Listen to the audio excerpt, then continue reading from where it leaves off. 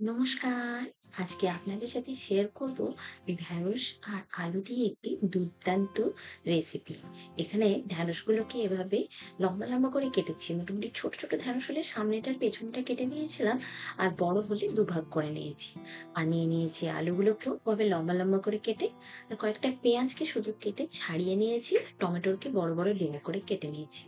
এরপর কড়াই চাপিয়ে দিয়ে তেলটা গরম হলে দিয়ে দিলাম গোটা সাদা জিরে, গরম মসলা, শুকনো লঙ্কা। এরপরে ঢ্যাঁড়স আর আলুগুলোকে দিয়ে খুব ভালোভাবে নাড়াচাড়া করে একটু ভাজা ভাজা করে নেবো যতক্ষণ পর্যন্ত ঢ্যাঁড়সের মধ্যে যে একটা সুতো সুতো কাটে না, সেটা যতক্ষণ না পর্যন্ত শেষ হয়ে যায়, দেখবেন কিছুক্ষণ ভাজার পরে ওটা কেটে যাবে, ততক্ষণ ভেজে নিতে হবে।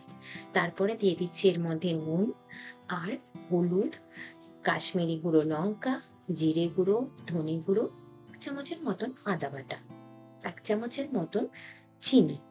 তারপরে আবার একটু ভালো করে নাড়াচাড়া করে নেবো। মশলাটাকে খুব ভালোভাবে মিক্স করে নেওয়ার পর গ্যাসের টেম্পারেচারটা এখন স্লো করে একদম কম করে ঢাকা দিয়ে কিছুক্ষণ রান্না করে নিলাম।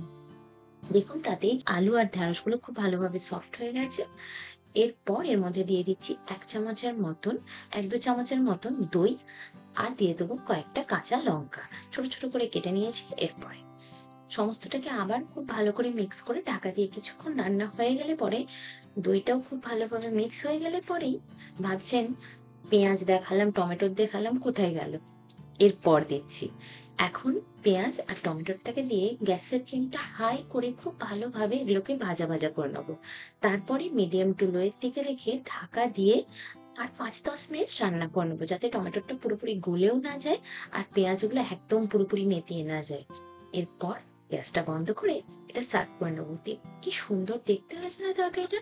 এই তরকারিটাতে যেহেতু কোনো জলও লাগছে না, এটা টিফিনের জন্য খুবই ভালো।